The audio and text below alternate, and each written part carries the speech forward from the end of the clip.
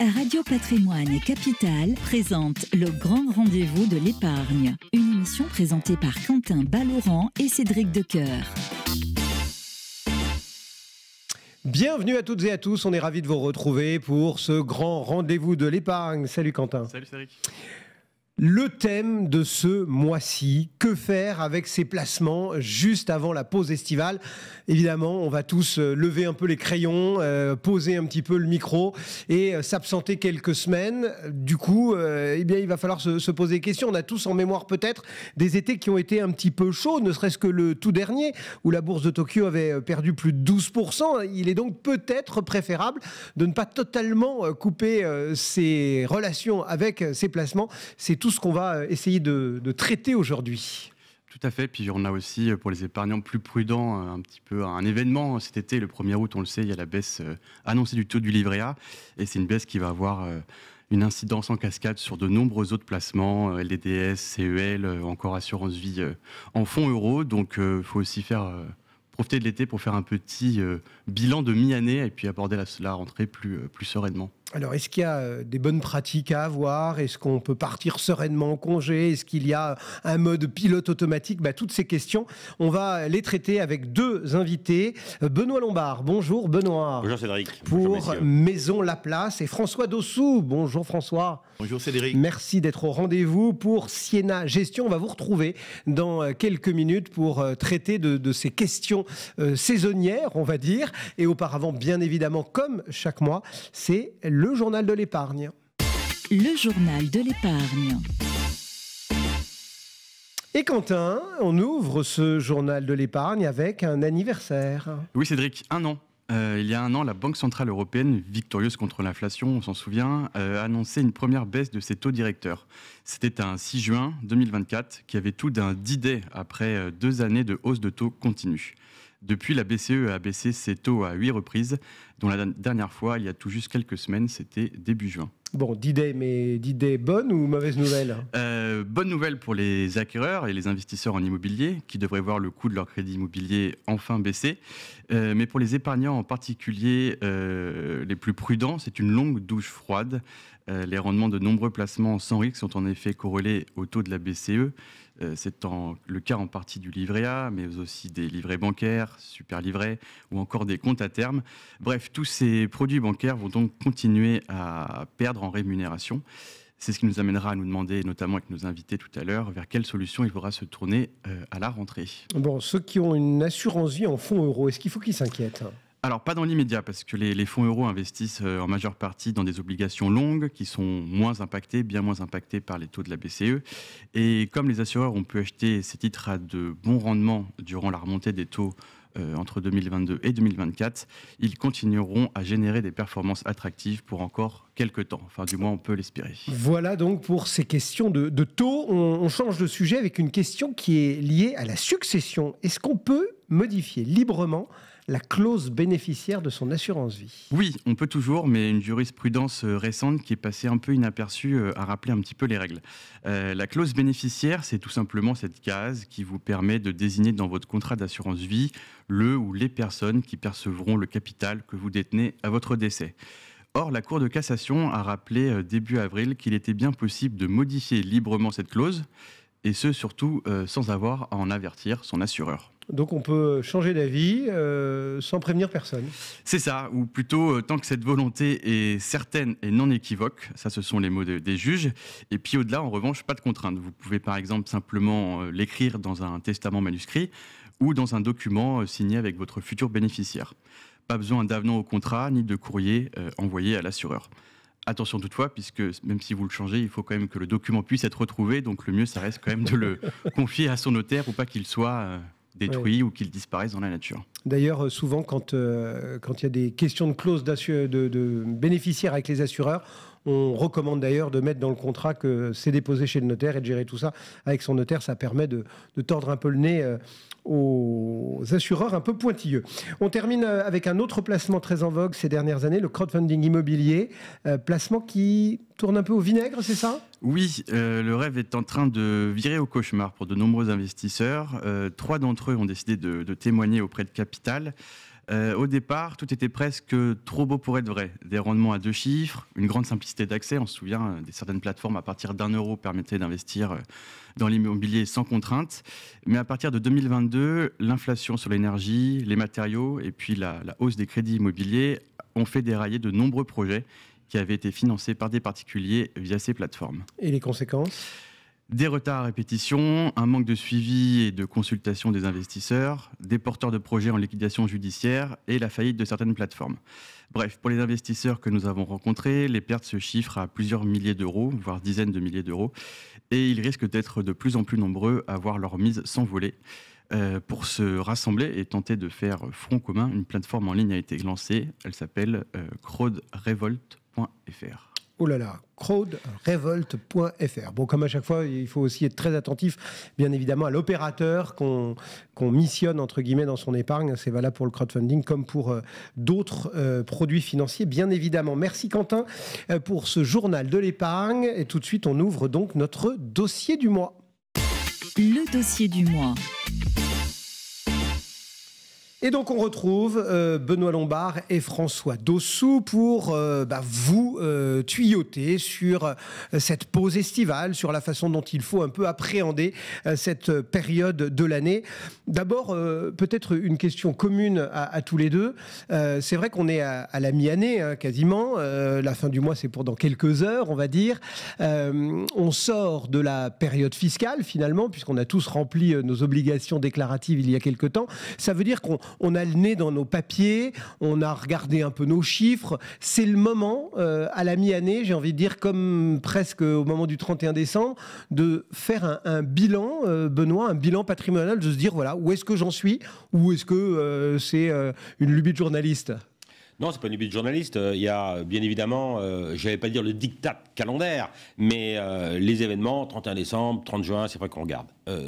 Et c'est des moments où on doit avoir, parce qu'on a des relevés de portefeuille, on est en fin de mois et on est en fin de semestre, on va regarder où est-ce qu'on en est, on part en vacances, on a envie de se reposer aussi, y compris les ménages, sur ce que risque de se passer sur son épargne.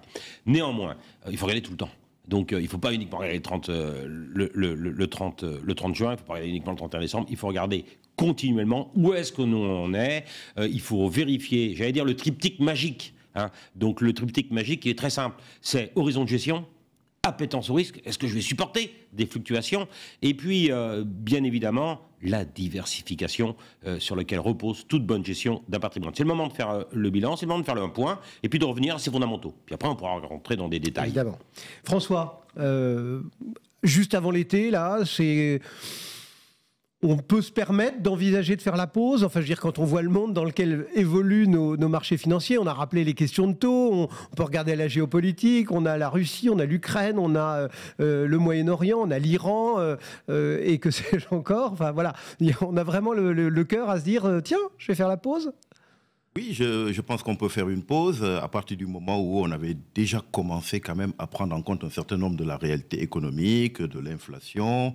Il est toujours bon, opportun de regarder les compteurs, de voir où est-ce qu'on en est pour savoir s'il y a des ajustements, mais ça ne veut pas dire qu'il y a forcément des ajustements à faire. Si vous voulez, comme disait Benoît tout à l'heure, la construction d'un portefeuille, ça se fait dans la durée, ça dépend de votre horizon d'investissement. Et aujourd'hui, je pense qu'il y a peut-être un facteur clé qui est de savoir est-ce que les portefeuilles sont bien protégés, parce que comme vous le dites, l'environnement n'est pas tout à fait simple.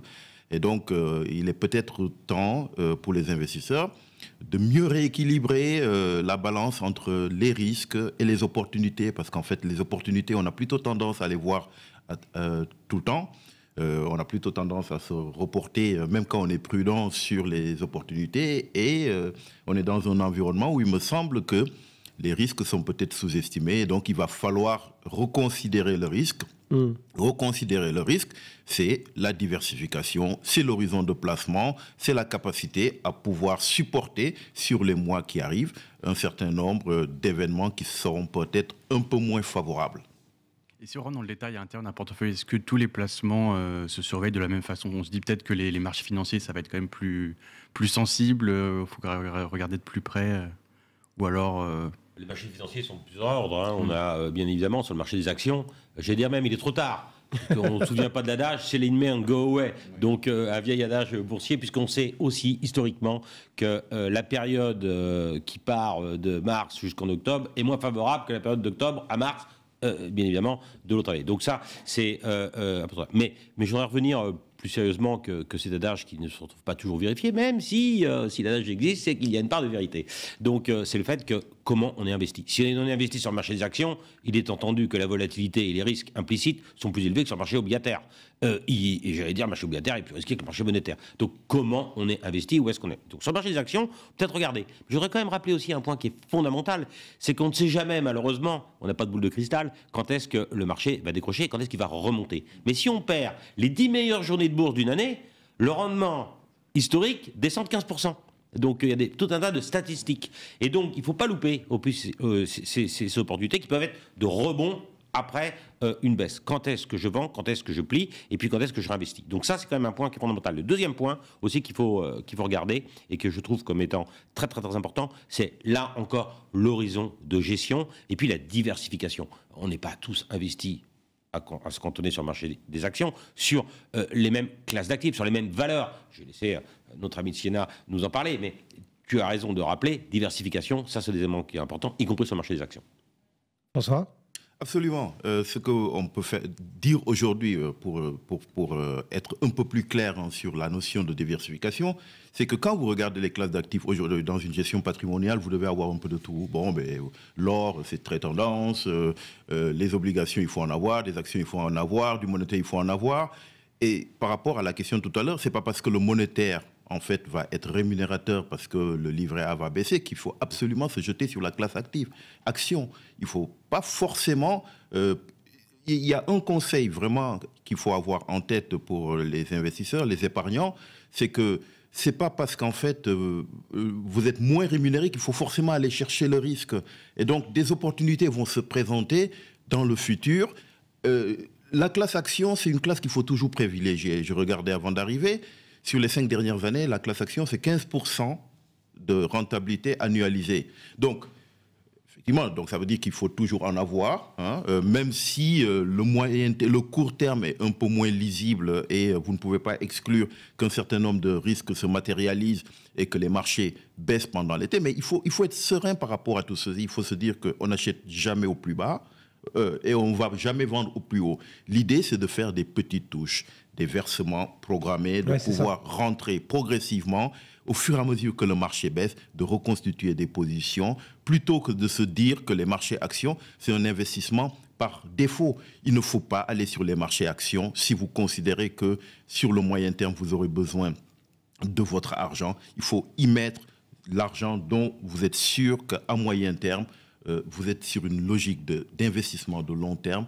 Et sur le long terme, la classe qui vous rémunère de votre risque, qui vous protège contre l'inflation, c'est les actions. Et donc, il ne faut pas déserter les marchés actions au prétexte qu'on va en vacances et qu'on ne serait plus serein en n'étant pas investi. Hier, je posais cette question d'ailleurs à Stéphane Van Nuffel qui répondait à Radio Patrimoine et à Radio Imo et on se disait grosso modo si on part normalement on va dire en France ou dans une zone correctement couverte, c'est pas la peine d'être trop surprotégé, etc. Et puis par contre si on a quelques classes d'actifs un peu touchy et où qu'on part dans une zone qu'il qualifiait de grise, par exemple l'île Maurice ou autre, où on ne pourra pas intervenir sur ces portefeuilles. Voilà, là il faut peut-être, c'est-à-dire qu'il faut ajuster aussi son attitude avant une pause estivale un petit peu à son profil de vacancier, Benoît. Bien sûr, et je reviens sur ce que dit François que je trouvais intéressant, c'est lisser ses investissements. 60% des épargnants lissent leur investissement. C'est le meilleur moment, c'est le meilleur moyen, pour investir. Lisser ses investissements. 75% des investisseurs, des particuliers, regardent durant les vacances leur épargne, parce qu'ils ont du temps, justement. Oui, c'est ça. Donc, c'est le moment aussi de se poser des bonnes questions. Mais lisser ses investissements, garder une poche de liquidité. On parle du marché des actions, et je rejoins aussi une nouvelle fois ce que dit François. C'est très important, il n'y a rien de mieux que le marché des actions pour essayer de performer. Et donc, il ne faut pas être dans le diktat du court-termiste. Mais néanmoins, sur la poche qui n'est pas action, la poche obligataire, alors que, vous l'avez rappelé, on a des baisses des taux, on est à 2% des taux directeurs, 8 baisses des des taux en l'espace d'un an. Donc aujourd'hui, peut-être que le monétaire, on peut l'arbitrer. Et l'arbitrer vers quoi? Vers des poches obligataires. Je rappelle, sur des obligations corporate d'entreprise, investment grade, donc plutôt pas trop mal noté. On est entre 4 et 5% sur une duration de 3, 4, 5 ans. Donc sur le high yield, on peut aller chercher du 6%, avec une duration un peu supérieure. Et là, on cristallise un taux, alors qu'on sait qu'on va avoir des rendements qui vont baisser. Je voudrais juste rappeler aussi que sur le marché obligataire, l'OAT 10 ans français, on a 3,20. Hein. Donc là, on a un rendement sur du high yield qui est quasiment 2 fois supérieur, où on va cristalliser ce taux sur 5 ou 6 ans. Peut-être pas idiot, ça, sur le marché obligataire, de faire quelque chose avant l'été. Ouais. Et puis on rappelle que ça fait une dizaine d'années maintenant qu'il y a des produits qui sont à peu près proposés par la plupart des acteurs de marché qui vous permettent effectivement de gérer un peu votre investissement boursier comme votre box ou votre mobile. Chaque mois, vous versez la même somme qui est investie à ce moment-là sur les marchés. Est-ce qu'on peut aussi utiliser ou pas des espèces de pilotes automatiques, des options qui permettraient, on va dire, de choisir un mandat, un type d'investissement et finalement de se dire moi je suis à la plage, à la campagne ou à la montagne, il n'y a pas de ségrégation, mais et puis moi mes placements fonctionnent.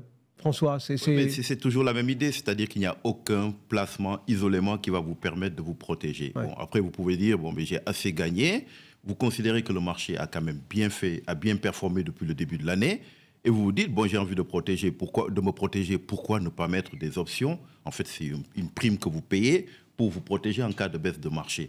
Ça peut faire du sens, mais il est quand même plus facile de vous mettre en cash, d'attendre des opportunités, de continuer progressivement à faire vos emplettes au fur et à mesure que le marché monte. Parce qu'en fait, il y a quand même, si vous regardez la poche action, aujourd'hui, vous avez un marché qui a bien performé, mais tous les secteurs n'ont pas performé de la même manière. Et donc, il y a des secteurs sur lesquels il y a des opportunités, il y a des valeurs sur lesquelles il y a des opportunités. Et peut-être qu'une manière de vous protéger plutôt que de vous mettre en option, pour pouvoir continuer à profiter de la hausse des marchés s'ils continuent à monter, c'est peut-être de vous mettre sur des actions un peu plus défensives. C'est peut-être la meilleure manière aujourd'hui, dans votre construction de portefeuille, de tenir compte du fait que le marché a été très clivant avec des valeurs de la défense, de l'industrie, des banques qui ont bien performé, mais des valeurs comme le luxe. Aujourd'hui, vous avez des valeurs comme LVMH qui perdent 35% depuis le début de l'année. Bon, sauf à croire que c'est devenu une petite start-up avec un bilan fondamentalement dégradé.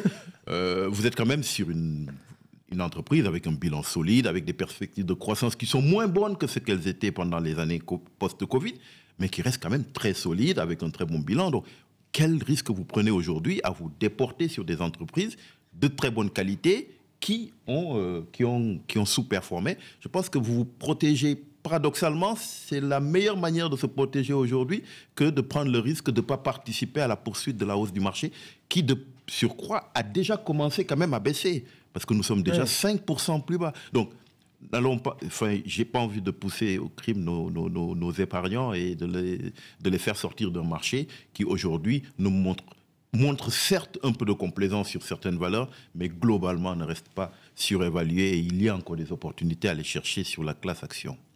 Justement, se déporter vers des actions plus défensives ou des secteurs qui seraient un peu dévalorisés, est-ce que ça veut dire qu'il faut nécessairement prendre ses gains sur les actions qu'on avait en portefeuille depuis janvier, que bien performé Benoît, est-ce que l'été, c'est... Je voudrais rebondir aussi sur ce que disait François, parce que je rejoins là encore une nouvelle fois son opinion, c'est horrible, on est toujours d'accord.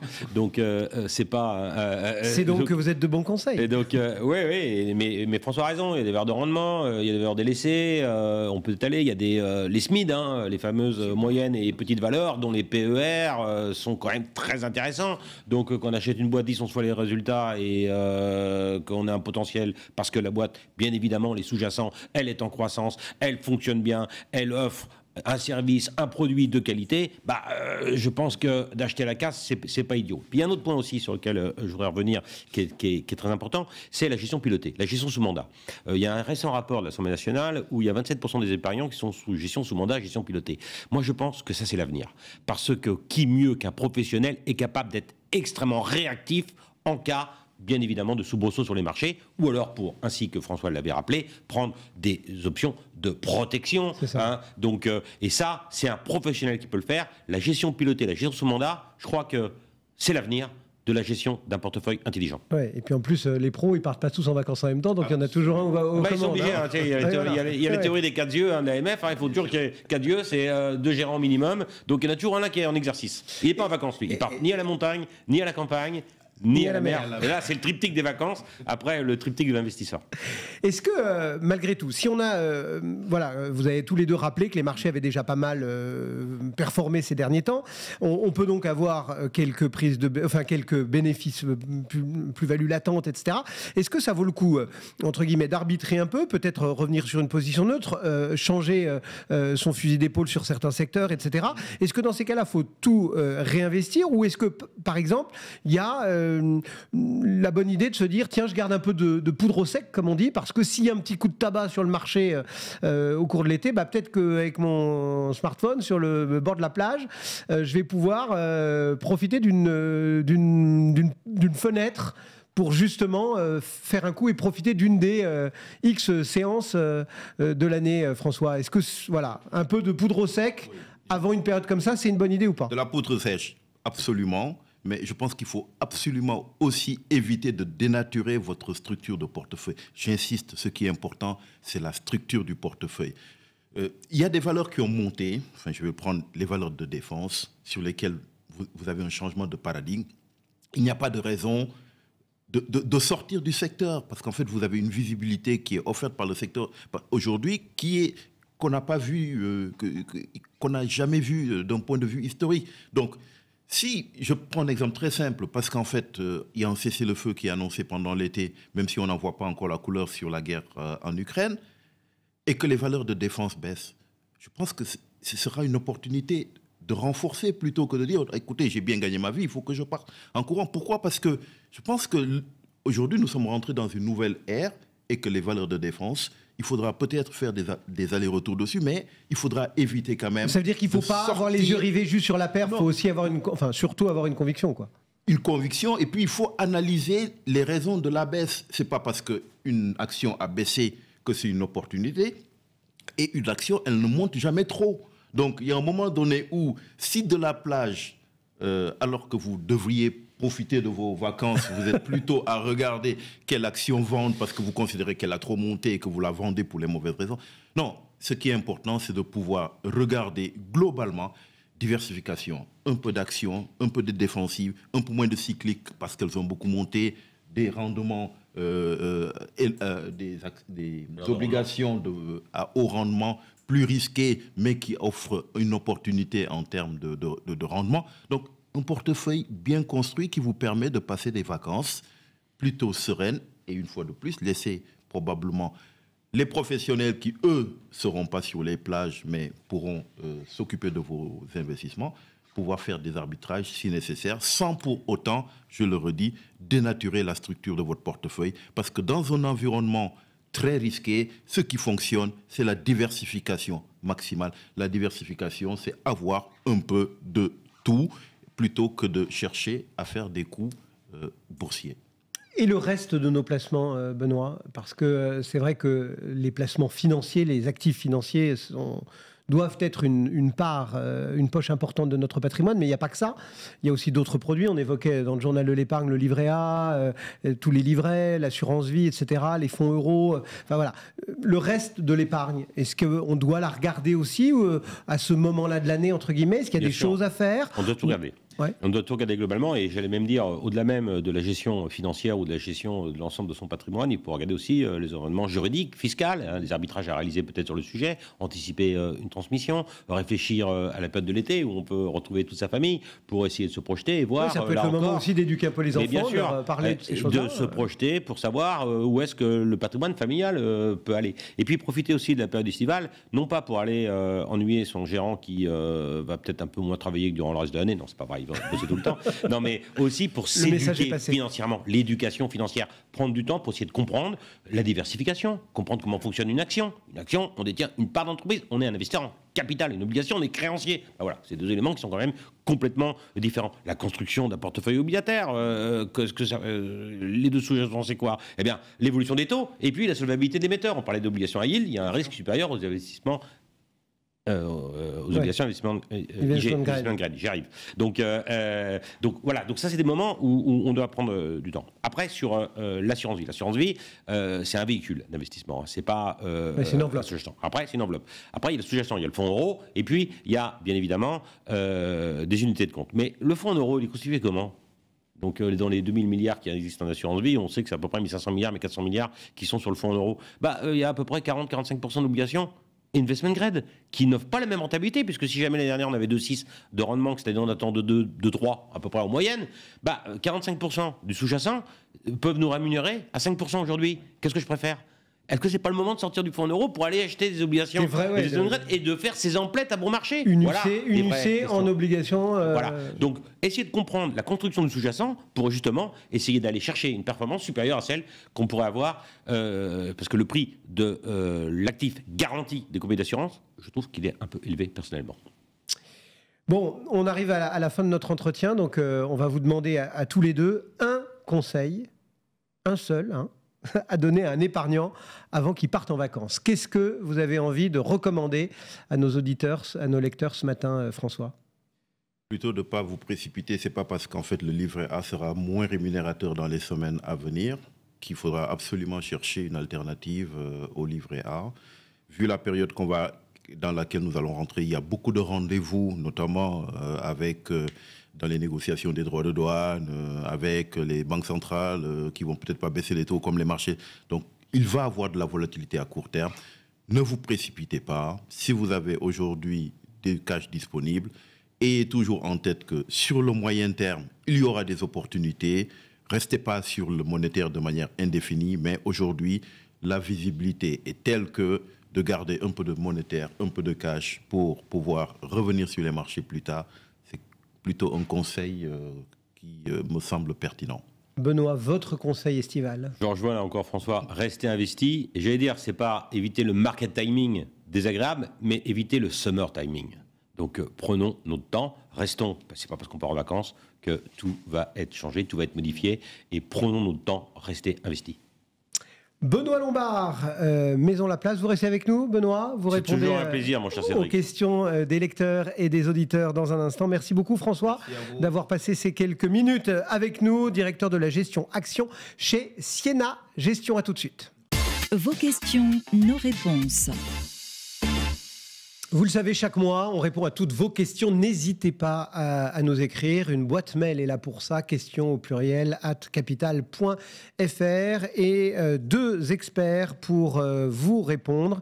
Benoît Lombard, qui est resté avec nous pour Maison La Place, et Thomas Prudomo pour KL Conseil Notaire Associé. Bonjour Thomas. Bonjour à tous. Merci de nous avoir rejoints pour répondre aux questions des lecteurs et des auditeurs. C'est parti, Quentin. Oui, avec une question d'Hubert qui se pose une question sur le lieu de rédaction de son testament. Alors je vous la lis parce que c'est un petit peu long. Bonjour, je suis retraité, mes pensions sont versées sur un compte en France, mais je vis actuellement à Porto avec mon épouse. Je suis résident fiscal au Portugal où je déclare mes impôts. Je possède un appartement à mon nom en France, occupé temporairement par 2 de mes enfants, ainsi qu'un appartement à Porto où je réside avec mon épouse. Compte tenu de ma situation patrimoniale et fiscale, dois-je rédiger mon testament en France ou au Portugal ? Je souhaite aussi qu'il ne puisse pas être contesté. Merci pour vos conseils. Alors, sur le lieu de résidence, oui, pour nos amis expatriés, est-ce qu'il faut rédiger son testament dans son pays d'origine, dans le pays où on vit ? Alors, là, vu la situation d'Hubert, l'intérêt qu'on peut identifier dans sa volonté de faire un testament, c'est surtout de désigner la loi applicable à sa succession. Aujourd'hui, en application du règlement européen, donc qui s'applique également au Portugal, parce qu'on reste en Europe, la loi applicable à sa succession civilement, c'est-à-dire savoir qui hérite et comment ça s'organise, ça va être la loi portugaise, parce que de ce que je comprends, c'est son lieu de résidence. Donc, l'opportunité de faire un testament aujourd'hui, ça va être pour éventuellement choisir la loi française comme applicable à sa succession. Et ça, en application du règlement européen, il peut le faire. Ça veut dire qu'il peut faire un testament dans lequel il va dire « ce n'est pas ma loi de résidence qui s'applique, mais ma loi de nationalité qui est la loi française. Et donc, pour répondre à sa question, dans ce cas-là, il faut choisir un formaliste testamentaire qui soit le formaliste testamentaire de la loi française. Et donc, il va pouvoir le faire soit par le biais d'un testament holographe, donc écrit à la main, daté, signé. Et on rappelle, on ne l'écrit pas sur Word, hein, c'est à la main. Voilà, c'est pas dactylographié, c'est vraiment à la main. Il peut aussi choisir le testament authentique, où il va dicter son testament en présence de 2 notaires, ou le testament international. Voilà, donc, en revanche, il y a juste une chose, parce qu'il précise bien sur le fait qu'il est résident fiscal au Portugal. Donc, je comprends que sa résidence fiscale a une importance aussi dans sa question. Ce choix de loi, il ne s'applique que sur la loi civile, en revanche pas sur la loi fiscale. Il n'a pas de liberté sur sa loi fiscale. S'il est effectivement résident fiscal au Portugal, la loi fiscale qui s'applique à sa succession, c'est la loi portugaise, sauf à ce qu'il ait des héritiers en France, et à ce moment-là, la loi française va trouver aussi à s'appliquer. Bon, mais il y a des conventions... Alors avec le Portugal, pas particulièrement, mais effectivement, avec d'autres pays, il y a des conventions qui sont applicables en matière de succession. Voilà donc Hubert, votre réponse. On passe à la question d'Olivier qui a besoin de vos conseils, Benoît. Et ça parle de plus-value, de moins-value, de calcul d'impôt. Il nous dit qu'il a réalisé en 2025 une plus-value de 2 800 € sur la vente d'actions Société Générale et une moins-value de 1 000 € sur des actions Worldline. Et il se demande comment l'impôt est calculé dans ce cas. Est-ce que c'est 30% sur les gains, soit 840 €, ou bien 30% sur la plus-value moins la moins-value, soit de 1800 moins 1000, 1800, donc 540 € d'impôt. Enfin bref, comment on calcule tout ça ? Il y a un principe qui est relativement simple, hein, c'est qu'on compense les plus ou moins-values de même nature. Donc, ce sont 2 actions. La plus-value qui va réaliser de 2500, je crois que c'est ça, le montant. Donc, eh bien, on va pouvoir imputer sur cette plus-value les moins-values qu'il réalise sur un titre qu'il aurait vendu la même année. Mais si jamais il a une moins-value globale, hein, donc 2500 € de gain, et puis supposons qu'il y ait 5000 € de perte, il a une perte de 2500 €. Eh bien, cette perte, elle est reportable pendant 10 ans. Hein, donc elle n'est pas perdue. Donc il y a l'année calendaire, mais on a quand même 10 ans pour l'utiliser. Sur des plus-values de même nature, y compris pour le report. Hein. Y compris pour le report. Mais ça peut être, par exemple, une action qui est vendue et qui réalise une plus-value. Et puis, par hypothèse, une obligation qui serait vendue qui réalise une moins-value, on peut imputer aussi. Ce sont des titres. Donc on considère que c'est la même nature. C'est pas que des actions. Et ça peut être aussi sur des SICAV. Hein, donc vous vendez une SICAV action et puis vous vendez un OPC, une SICAV FCP obligataire, où vous réalisez une moins-value, là encore, par hypothèse. Eh bien, vous pouvez compenser le gain avec la perte. Et puis après, on applique évidemment le prélèvement forfaitaire unique, donc 12,8 d'IR et 17,2 de prélèvements sociaux, ce qui nous fait nos 30%. D'accord, mais sur le calcul, une fois la cuisine, entre guillemets, est faite... On fait notre cuisine, on compense plus ou moins value, et puis après, on regarde si on a une plus-value. Là, on a la flat tax. Mais par contre, on ne peut pas dire j'ai vendu une maison, j'ai gagné 1 million € et j'ai perdu... Non, mon cher Cédric, je parle de plus-value et de moins-value de même nature. Voilà. Là, vous parlez de plus-value immobilière, alors que là, on est plus-value succession de droits sociaux et de valeur mobilière. On reprécisait les choses pour que les choses soient bien claires dans la tête de tout le monde. Il faut que ce soit très clair. Voilà, Olivier, comment ça se calcule ? Question de Jean-Pierre pour continuer. Bonsoir, je suis marié sous le régime de la séparation de biens. Est-il possible d'annuler ce contrat de mariage ? Mon objectif serait de pouvoir, de mon vivant, transférer la propriété d'un bien immobilier à mon épouse afin qu'elle en devienne l'unique propriétaire. Puis-je faire cela simplement devant notaire ? Ça tombe bien. On a un notaire devant nous aussi. Est-ce que c'est possible ? Alors, c'est possible de faire ça simplement devant un notaire. C'est bien, j'aime bien la formulation de dire que c'est simple d'aller voir son notaire. Alors, ça ne sera pas une annulation du contrat de mariage, ça sera plutôt un changement de régime matrimonial. Ça veut dire qu'il était effectivement marié en séparation de biens jusque-là, et il passerait sur... Alors, le changement de régime, ça veut dire de distiller de la communauté dans son régime. Soit parce qu'il évoque sur en particulier un bien immobilier, on les laisse en séparation de biens et on crée ce qu'on appelle une société d'acquet. Donc le nom est un peu impropre. Hein. C'est pas une société au sens où on l'entend habituellement. C'est vraiment une poche de communauté dans laquelle on mettrait un bien déterminé pour le rendre commun. Et ça, c'est quelque chose qui se fait assez facilement. La deuxième possibilité, c'est de choisir un régime de communauté classique. Mais le régime de communauté classique, en fait, il va valoir pour l'avenir, pour les acquis qui vont arriver, pour ce qui est acheté, pour ce qui est créé. Donc, ça ne répond pas au cahier des charges par rapport au bien qu'il détient déjà, sauf à apporter ce bien immobilier à une communauté. soit il va directement vers une communauté universelle. Ça veut dire qu'on va dire que tout le patrimoine passé et le patrimoine futur, ce qui semble correspondre à ce qu'il dit lorsqu'il dit qu'il veut annuler sa séparation de biens, c'est qu'il veut revenir sur le passé et se dire, bah voilà, je veux que mon patrimoine constitué jusqu'ici soit commun. Bah à ce moment-là, la communauté universelle, ça permet de mettre en commun tous les biens.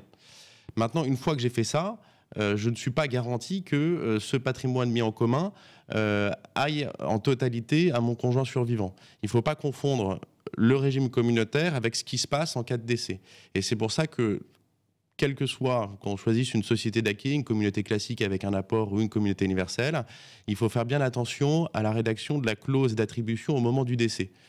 Il y a la clause classique où on dit que le patrimoine est divisé par 2 et donc la succession à la moitié du patrimoine commun et le survivant à l'autre moitié du patrimoine commun. Là, aujourd'hui, je ne peux pas lui garantir que, au final, son conjoint survivant puisse avoir le bien immobilier effectivement en totalité. Il y a d'un autre côté la clause d'attribution intégrale.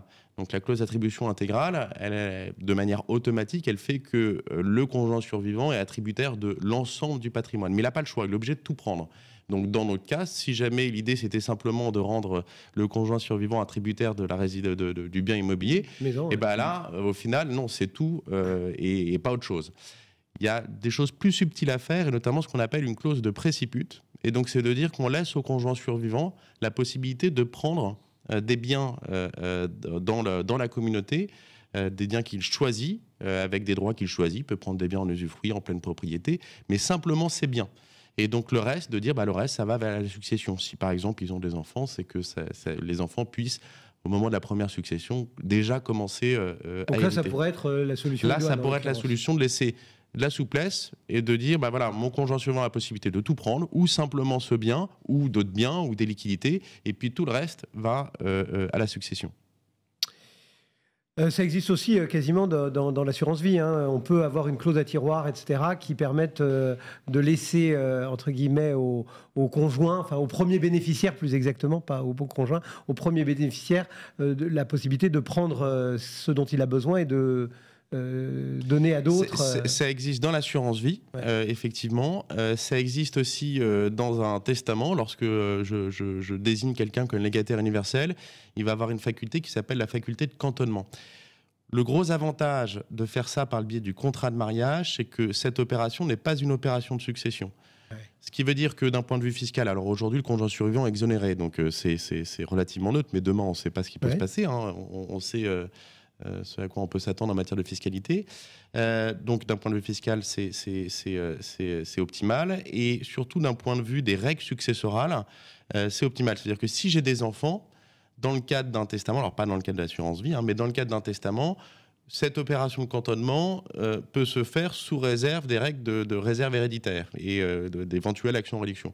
Dans le cadre du régime matrimonial, je peux le faire totalement librement. Et sachant que il y a une jurisprudence qui a rappelé récemment, parce qu'on s'était posé la question de savoir si c'était soumis à une fiscalité de partage, cette opération, et c'est pas le cas. Donc c'est vraiment sans fiscalité. Voilà donc pour cette question. On passe à celle que nous envoie Nathalie, Benoît, pour parler de déduction fiscale du PER concernant les versements sur un plan d'épargne retraite. Nathalie croit savoir qu'on peut utiliser le plafond de déduction du déclarant et de son conjoint, mais est-ce qu'on peut utiliser aussi celui de son enfant à charge si les parents effectuent eux-mêmes le versement sur le PER de l'enfant ? La question mérite d'être scindée en 2 points. D'abord, effectivement, je rappelle, le disponible fiscal, c'est 37 000 € par contribuable pour monsieur et pour madame. Et puis, si ce n'est pas utilisé, on peut l'utiliser pendant les 3 années qui suivent. Si l'enfant est majeur, je dis bien majeur, et qu'il est rattaché, effectivement, on peut utiliser son disponible fiscal parce que les 37 000, c'est le montant maximum, 10% des revenus. Mais il y a un seuil minimum de 4 400 €, y compris si l'enfant majeur rattaché au foyer fiscal ne dispose pas de revenus. Donc il est possible, effectivement, sous réserve bien sûr que ce ne soit pas une donation indirecte, de verser sur un PER ouvert au nom de son enfant majeur en bénéficiant de la réduction, du supplément de réduction, 37 000 pour, par hypothèse, madame, et puis 4 400 €, je crois, c'est le montant minimum, le seuil, pour l'enfant majeur rattaché qui ne disposerait pas de revenus. En revanche, si l'enfant est mineur, depuis le 1er janvier 2024, c'est interdit. parce que le système était relativement sympathique. Vous aviez des enfants mineurs, vous leur faisiez souscrire un PER et le disponible s'imputait sur le vôtre, hein, donc vous mangiez, entre guillemets, ce disponible fiscal, et puis l'enfant... Je parle sous contrôle du notaire, donc c'est important d'usage, hein, donc on versait 10 000 euros par exemple, et puis on avait une réduction fiscale. Et puis on sait que le PER c'est bloqué jusqu'à son épargne, l'épargne est bloquée jusqu'à sa retraite. Ouais. Hein. Mais il y a des cas de déblocage anticipé. L'enfant mineur à 16 ans qui bénéficiait d'un PER pouvait débloquer son épargne en cas de d'achat de la résidence principale. Et donc on avait une réduction fiscale. Hein, donc sans reprise, puisque bien évidemment l'enfant ne dispose pas de liquidité au jour où il va pouvoir reponctionner l'argent, avec un cas de déblocage anticipé qui était l'acquisition de la résidence principale. Parce qu'on rappelle que les cas de déblocage anticipé de tous ces produits-là, généralement, ils étaient assez douloureux. C'était des décès, des ceci, des cela. Et là, on a introduit la résidence principale. Je dis pas, on avait, pardon, excusez-moi, on a la résidence principale encore toujours. Ouais. Mais c'est plus pour l'enfant mineur. Donc le petit schéma qui était super sympa, c'est terminé depuis le 1er janvier 2024. Donc on peut dire à notre auditrice. On peut dire que ça avait surpris un peu tout le monde. Si son enfant est majeur, oui. Si son enfant est mineur, non. Bon, voilà, c'est clair. On enchaîne avec une question de Camille. Bonjour. Marié sous le régime de la communauté, je découvre qu'en cas de décès, mon patrimoine pourrait revenir aussi aux enfants de mon mari, issus d'un premier mariage et que nous ne voyons plus depuis 30 ans, nous dit Camille. Comment faire pour que mes biens soient réservés uniquement à mes 2 enfants ? Alors, on est dans la situation inverse. Hein. Alors, c'était assez simple de passer d'un régime de séparation de biens vers un régime de communauté. C'est beaucoup plus compliqué de passer d'un régime de communauté vers une séparation de biens. Donc, au final, juste une petite remarque préalable pour Camille, et puis pour bien d'autres gens. Déjà, par principe, lorsque c'est un second mariage avec les enfants d'un premier lit, on ne fait pas de communauté. Voilà, c'est juste, on oublie. Donc, elle a été mal conseillée. Je sais pas, je sais pas ce qui est arrivé. Après, elle n'a peut-être pas écouté tous les conseils. Alors non, pas forcément. C'est que souvent, lorsqu'on se marie, on choisit la simplicité. La communauté, c'est quelque chose qui ne nécessite pas de passer devant un notaire. Donc c'est le régime qui s'applique automatiquement. Et donc, potentiellement, ce qu'on peut conseiller, c'est de se dire de prendre un peu de temps avant le mariage, d'aller voir un notaire, en tout cas de réfléchir à la question, parce que ça évite ensuite des complications. De manière générale, tout le monde doit se dire que par défaut, il faut faire une séparation de biens au départ. Je le dis, et puis parce que c'est beaucoup plus facile de passer d'un régime de séparation de biens à un régime de la communauté que l'inverse. Voilà. Pour le problème de Camille, une fois qu'elle est là, maintenant, de toute façon, voilà. Il va falloir traiter le problème. Dans son patrimoine, il y a des biens propres et il y a des biens communs. Les biens communs, ils sont gérés d'abord par le biais de son régime matrimonial et ensuite dans le cadre de la succession. Par le biais de son régime matrimonial, dans la mesure où elle semble être sur une communauté classique, au moment de son décès, il y a la moitié de la communauté qui va revenir à son conjoint, ça elle ne peut rien y faire, et l'autre moitié de la communauté qui va revenir à sa succession. Sur cette moitié de la communauté qui revient à sa succession, elle peut déjà faire un testament en précisant que finalement elle prive son conjoint de tout droit dans sa succession. Et donc les règles de succession vont s'appliquer au profit de ses autres héritiers.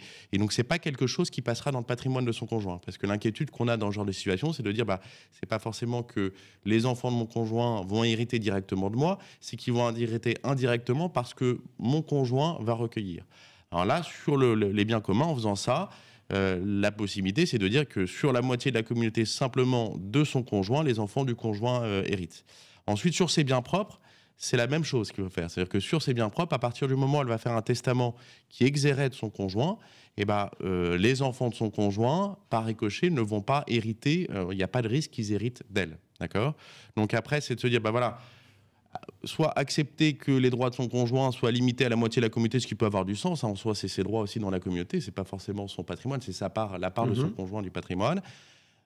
Mais pour la moitié de la communauté, le testament jouera. Pour les biens propres, le testament jouera. Et après, éventuellement, si effectivement elle va encore plus impacter, y compris la part de communauté de son conjoint, là, c'est dans le cadre du régime matrimonial de voir si on ne peut pas aménager cette clause d'attribution pour faire en sorte qu'il y en ait le moins possible dans la part de son conjoint si c'est celui-ci qui survit.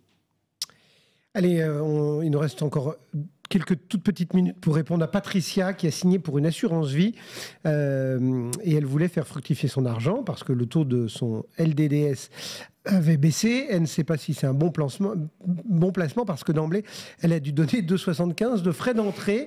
Il y a des histoires de fonds euros, d'unités de compte. Elle est un peu perdue parce qu'elle n'est pas familière de cet environnement et elle voudrait savoir si elle peut retirer son argent avant les 8 ans parce qu'il est noté que c'est une adhésion de 30 ans. Elle a cru comprendre qu'il fallait conserver cette somme pendant 8 ans pour que le placement soit rentable. Elle a 65 ans. Elle ne voulait pas d'un placement aussi long. Enfin bref, elle veut savoir si elle peut annuler sans perdre son argent. Mais déjà, il y a un vrai problème, c'est qu'il y a un manque d'informations auprès de notre auditrice. Et ce qui est regrettable et dommage, puisque nous devons délivrer un conseil approprié, bien évidemment, à ce type de personnes. D'abord, je vais la rassurer. Ouais, je vais la rassurer. L'assurance vie, c'est pas bloqué pendant 8 ans. C'est disponible à tout moment. Sauf à ce que contractuellement, bien évidemment, les conditions soient différentes. Les conditions générales du contrat. Ce qui n'existe plus aujourd'hui sur la majorité des contrats de qualité. Donc elle peut disposer de son argent comme elle l'entend. C'est-à-dire qu'elle peut retirer l'argent à tout moment. Elle peut faire ce qu'on appelle un rachat. Un rachat partiel ou total. Donc là, en l'occurrence, puisque ça ne lui convient plus. Mais elle peut aussi renoncer à son contrat. Elle peut renoncer à son contrat puisque vous avez 30 jours à partir de la signature du contrat durant lesquels, c'est l'article 132.5.1 je crois, me rappeler du Code des assurances qui le prévoit, elle estime que le contrat n'est pas approprié à ses besoins et donc là elle renonce au contrat et l'assureur doit lui restituer les liquidités, la prime qui lui a été versée. Ce droit de renonciation existe à partir du moment où on lui a signifié le contrat et ce droit de renonciation, c'est 30 jours. Et puis au-delà, elle dispose de son argent comme elle l'entend, elle rachète le contrat, elle aura une fiscalité, mais là, la fiscalité est remise à l'endroit, comme dit notre cher président depuis 2008, puisque depuis 2018, pardon, 2008 c'était l'ancien président, l'autre président, donc depuis 2018, où on a la flat tax qui s'applique, donc les gains qui sont vont être constatés. Oui, les gains, pas le capital, on rappelle. Non, pas le capital, bien évidemment. Seuls les gains générés au sein du véhicule assurantiel sont taxables à la flat tax de 30% par un prélèvement qui sera opéré par l'assureur au moment où il va lui restituer ses liquidités. Et les 8 ans, ça n'est juste que le timing pour optimiser, on va dire, la fiscalité. Oui, puisque là, il y a un petit bonus. On rappelle que dans la flat tax, il y a 12,8 d'IR, 17,2 de prélèvements sociaux. Si on verse des primes inférieures à 150 000 euros globalement, sur le contrat, et bien là, auquel cas, c'est plus 12,8, c'est 7,5. Avec en plus un abattement supplémentaire. Donc il y a une petite carotte fiscale. Voilà. Donc les 8 ans que tout le monde a en tête sur l'assurance vie, ça concerne juste la fiscalité, c'est pas la disponibilité. C'est très bizarre, Cédric, parce qu'on entend souvent parler de ces 8 ans, alors que ce n'est pas exact. C'est, on va dire, faux. Merci beaucoup à tous les deux. Donc, Thomas Prudomo pour KL Conseil et Maison Laplace et Benoît Lombard répondaient à toutes vos questions. Merci messieurs, on vous souhaite un bel été. Oui, bel été à vous aussi, merci. Juste avant de se quitter, bien évidemment, on découvre la une de Capital. La une de Capital. Qu'est-ce qu'on trouve à la une de Capital quand on va se rendre dans notre kiosque, Quentin ? Alors le dossier du mois, c'est un dossier estival, ça tombe bien, on vous parle des nouveautés qui vont un petit peu animer vos vacances. Et puis côté placement argent, on a aussi un dossier sur les résidences secondaires dont les prix baissent. Oui, c'est très été. Voilà aussi.